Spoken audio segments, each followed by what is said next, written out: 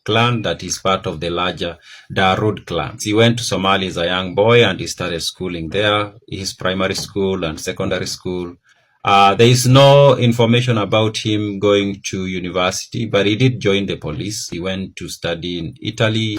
It is important to point out that Siad Barre seems like was a widely read man. He did read a lot, going by how he presented himself, his ideas, and he spoke fluently 3 languages, that is Somali, English, and Italian. And then he also spoke some other languages, in particular some Swahili and some Arabic. Now, after joining the police force or the police service, he did rise to the position or the post of chief inspector. And then in the 1950s, he went to a military academy in Italy, even though he was a police officer. That was because there was no military in Somalia, so it was just the police, and the police kind of like performed some functions of the military. He went to Italy. He came back at the time when Somalia was gaining its independence in the 1960s, and he came back and he went directly and he became part of the newly formed National Army. And in 1965, he was a commander-in-chief, and also he became a major general. Somalia became a democracy immediately after gaining independence, and its first president was elected, and then there was elections that were held in 1967, the second elections, and that president was defeated. In fact, he just led the guy who won to become the next president, which was very unique in Africa during this time. Most countries did not have that. So the second president was Abdirashid Ali Shamarke, who was elected in 1967. 2 years after his election, the state was on the verge of collapsing. Shamarke was gunned down by one of his bodyguards in what has often been described as a personal issue that existed between the two. Now, after being gunned down, there was, of course, some form of vacuum, and it seemed like the country was not going in the right direction. And Siad Barre stepped in through a bloodless coup to save the state from potential ruin. Many people celebrated this coup, not only because it was saving the state from a constitutional crisis, but also because the previous 2 governments, even though democratically elected, had been accused to be corrupt, ineffective, and inefficient. So the people thought that maybe the military taking power was a good thing. And Siad Barre became the president that way. And from 1969 to 1978, he was very popular in Somalia. He was a very popular president. And that popularity was driven even further by him deciding to support the people of Ogaden, the Somalis of Ogaden, who were fighting to become independent of Ethiopia, and they basically wanted to join Somalia and become part of Somalia. And remember, he was born in that region, so you can see how it was so personal to him anyways. And because of that, he became even popular, and he did have a lot of victories initially, a lot of success, and that made him a hero at home, of course. But a year later, things changed drastically, and that's because the Soviet Union, which all along had been on the side of Somalia, decided to change position, and it became an ally of Ethiopia. And because of that, Somalia could not sustain the war, and Ethiopia basically won the war, even though the rebellion in the Ogaden region continued for many years later. But the failure of Siad Barre to stamp his authority in Ogaden, or to take Ogaden and make it part of Somalia, became the beginning of his actual problems. Many military officers thought that he did not handle the war properly or in the right way, maybe because he didn't manage the diplomatic side of the war appropriately, and that's how the Soviet Union decided to shift and become allies of Ethiopia. And he faced open rebellion from officers in the military, and he decided to face the rebellion with force. And in fact, he did have close to 100 of the top military officers executed because of expressing their dissatisfaction with his leadership. And not long after, he faced a military coup, which was unsuccessful. That was in 1978. And throughout the 1980s, there rose different groups that were basically trying to fight Siad Barre and remove him from power. And most of these groups were clan-based, but the most notable one, at least initially, was one that was known as the Somali National Movement. This group put a lot of pressure on Siad Barre, and because of this pressure, of course, Siad Barre became even more ruthless because he needed to stamp his authority, and sometimes he went overboard with his actions. Now, this group, SNM, was primarily based in Ethiopia, and at some point, Siad Barre managed to have to sign a treaty with Ethiopia. That, of course, denied any groups that were fighting him a place to operate from in Ethiopia. And SNM decided to come back, and they did make some raids.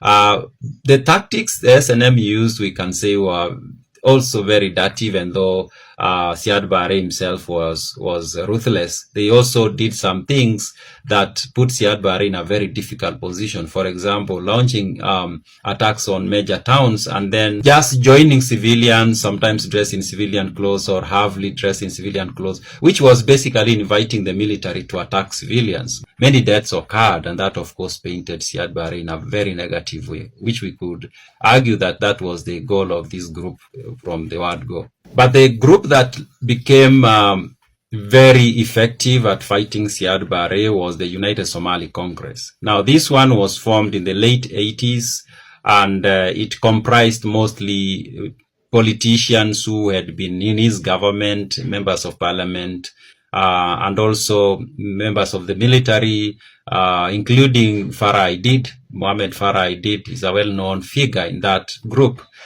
They formed it. Mohammed Farah Aidid, in fact, was an army general. At some point, he was an aide-de-camp to Siad Barre, which is very interesting. And then he was posted to India as an ambassador. And it's from there that he resigns and he comes back to Somalia to join the United Somali Congress alongside Ali Mahdi. Now, Ali Mahdi is the guy who almost immediately after the removal of Siad Barre was declared to be the next president. But that did not make Mohammed Farah Aidid happy because he himself wanted to be the next president. And that created a huge rift within the group. And that's the beginning of the civil war that went on in Somalia for a very long time. So what actually led to the fall of Siad Barre? Of course, Siad Barre, he wasn't a perfect leader like most leaders. We can say all leaders are not perfect. Of course, they are human and they make mistakes. But what specifically made Siad Barre so disliked in Somalia that he ended up being removed? There were many things that happened. And of course, one of the things that happened is that the nature of politics in Somalia was already poisoned, even before he became president, even before Somalia became independent. This could be through the actions and policies of the colonizers, in particular the Italians and the British and the French, in that these colonizers, like it is the case in the rest of Africa, had come to realize that the best way to rule over Africans was to divide them, to divide and rule, of course. In the rest of Africa, of course, the divide and rule worked in terms of tribes. In Somalia, being almost the same tribe, they resorted to playing the clans. And by the time the Italians and the British and the French are leaving, the politics had become so clan-based that so before even Siad Barre comes into the scene, there was already a structure in place that was going to lead to his downfall. Initially, Siad Barre had put in place mechanism to try to fight off or to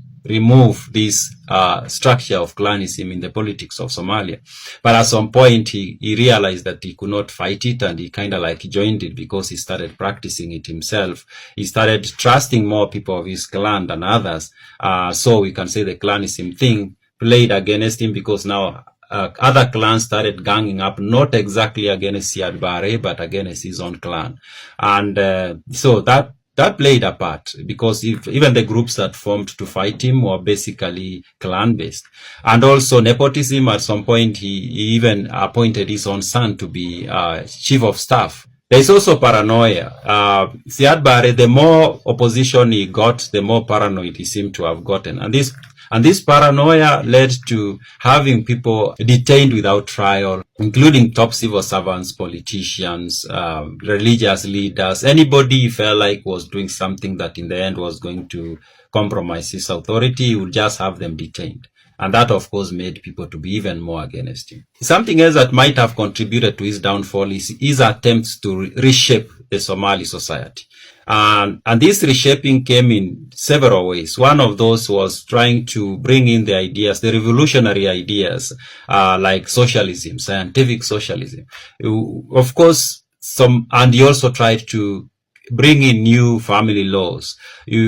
And Somali society has always been a very conservative society, and trying to bring in very radical ideas might make people a little bit uncomfortable. And unfortunately, Siad Barre did that. Of course, his intentions were good, but of course he was facing a society that was very conservative, and maybe he thought maybe he can change that society into something else. And by so doing, he did step on toes. Also, him falling out with the Soviets, as I've mentioned, while fighting the Ethiopians. The Soviets were on his side at one point, and then they shifted, and that of course changed the outcome of the war. And 1991, 1990, of course, in 1989, the Soviet Union falls and the Cold War is over. And most African leaders depended on that Cold War to get support, either from the West or the East. If you wanted money from the Soviets, you will tell them, I've abandoned the West, I'm now with you guys. If you want the money from the West or support or military support, you will tell them, I've abandoned East, now I'm the West. But now with the end of the Cold War, that game could not be played. And Siad Barre, of course, was one of those African leaders who played that game. And at that point, he could not run to anyone for support. And of course, there was the point of younger Somali citizens wanting to grab power. The likes of Farah did. Of course, they were so ambitious. Farah did in particular was so ambitious. It seems like he was a very ambitious young man then. Not very young, but he was young. So that also contributed to the fall of Siad Barre. But Siad Barre did leave a legacy, and the legacy he leaves behind, or he left behind, is modernizing Somalia. As I've said, there is no other leader who has done as much for Somalia as Siad Barre did. Not before him, not after him. The roads, the schools, the hospitals, it is him. So he also even promoted a lot of literacy in Somalia. He even introduced a new alphabet for the Somali language, which is used widely, I think. And that's his legacy. He also attempted to unite the wider Somali nation. Nobody has tried that in a very long time, not even before the Europeans came along. He tried to bring in the Somalis in Ethiopia, some extent Somalis in Kenya, and those in Djibouti and other parts. He tried to bring them together into one big nation state. So that forms part of his legacy. Those are my random thoughts.